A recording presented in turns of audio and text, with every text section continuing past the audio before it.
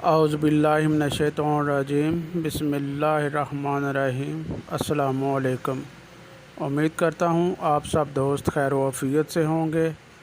اللہ پاک سے دعا ہے کہ آپ کو اور ہم سب کو اپنے حفظ و ایمان میں رکھے۔ آج جس موضوع پر ہم گفتگو کرنے والے ہیں وہ ہے ڈپریشن۔ ڈپریشن ہوتا کیا ہے، اس کی علامات کیا ہیں اور اس کی وجوہات کیا ہے اور اس کا علاج کیا ہے، مکمل تفصیل کے ساتھ اس ویڈیو میں گفتگو کی جائے گی۔ آپ سے گزارش ہے کہ ویڈیو کو آخر تک لازمی دیکھیں۔ پہلے دیکھتے ہیں کہ ڈپریشن ہوتا کیا ہے، کس چیز کا نام ہے۔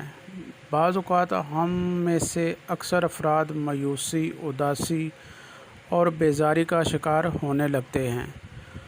عمومی طور پر یہ علامات 1 سے 2 ہفتے تک ٹھیک ہو جاتی ہیں اور ہماری زندگیاں بہت زیادہ متاثر نہیں ہوتی۔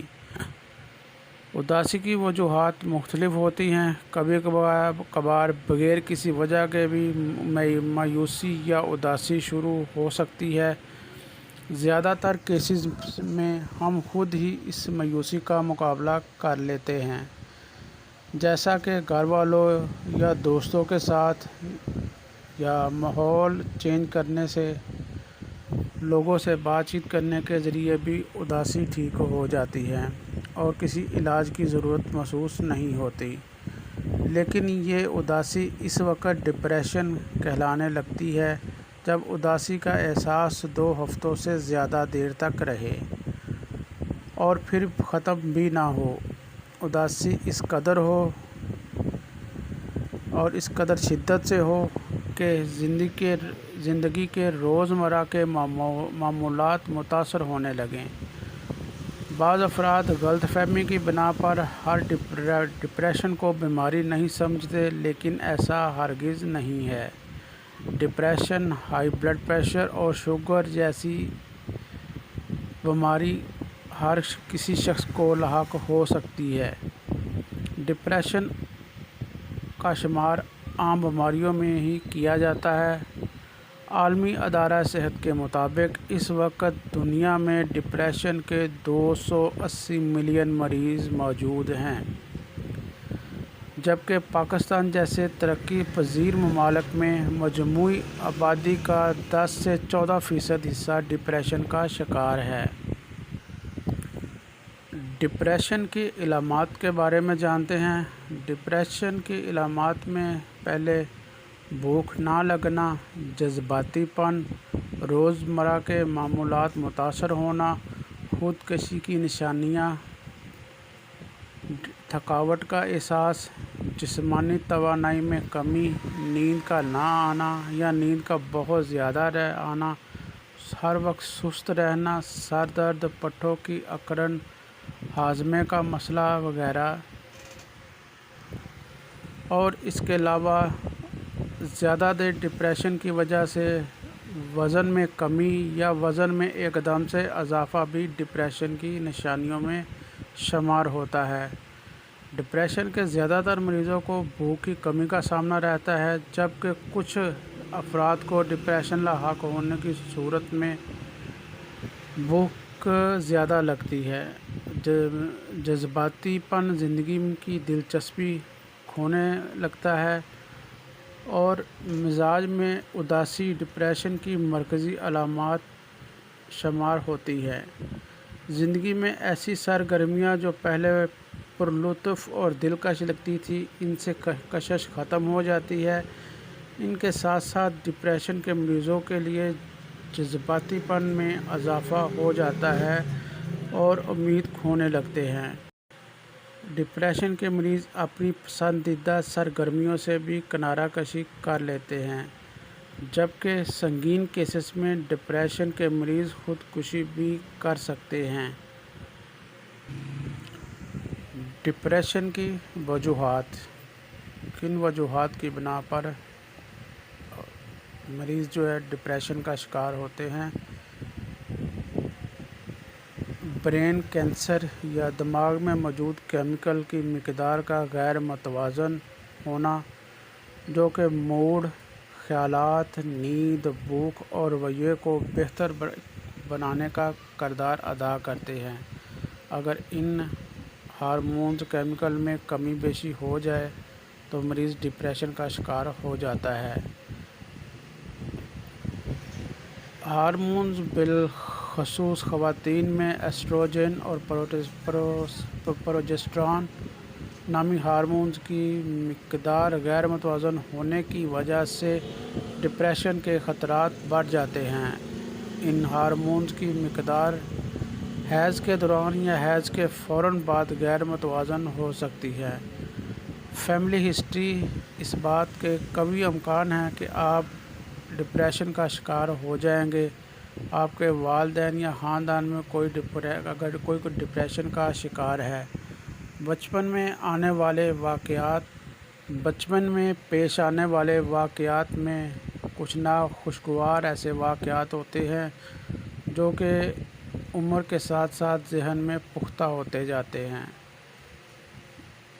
اور ان صدمات کی وجہ سے ڈپریشن کا مرض لاحق ہو جاتا ہے۔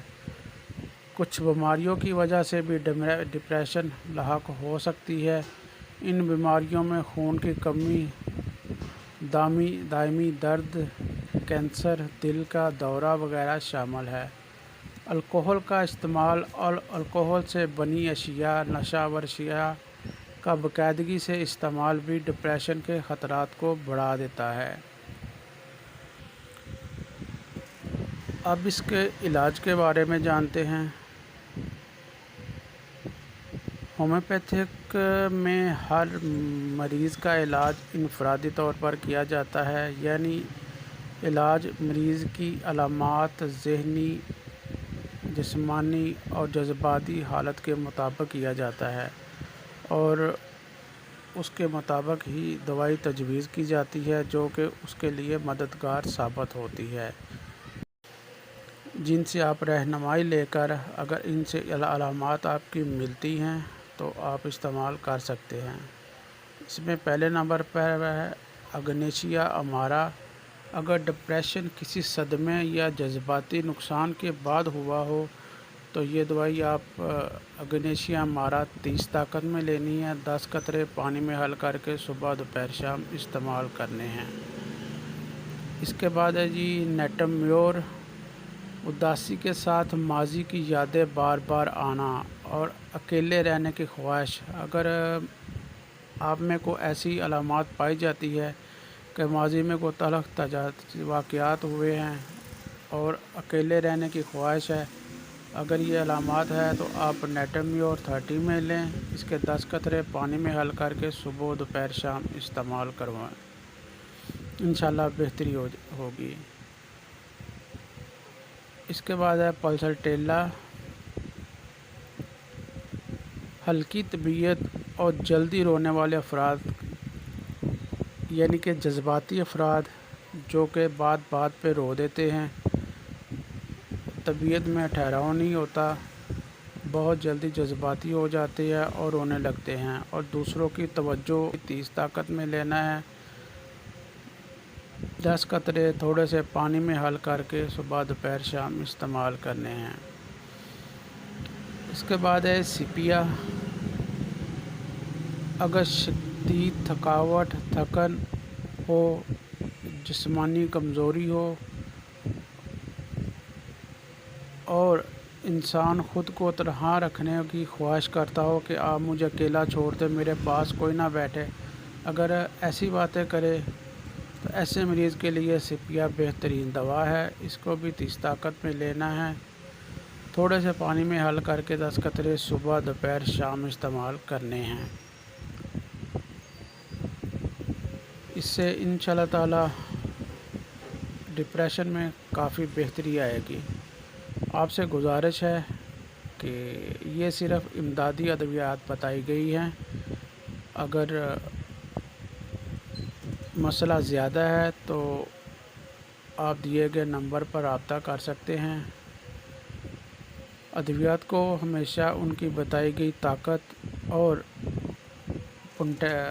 مقدار میں ہی استعمال کریں تاکہ بہتر اور فوری نتائج حاصل ہوں۔ سیلف میڈیسن سے گریز کریں۔ انشاءاللہ پھر کسی ٹاپک کے ساتھ آپ کی خدمت میں حاضر ہوں گے۔ تب تک کے لیے اللہ حافظ۔ آپ سے گزارش ہے کہ اگر آپ نے میرا چینل سبسکرائب نہیں کیا تو میرا چینل ہومیوپیتھک ٹریٹمنٹ کو سبسکرائب کر دیں، ویڈیو کو لائک اور دوستوں کے ساتھ شیئر کر دیں۔ اللہ نگہبان۔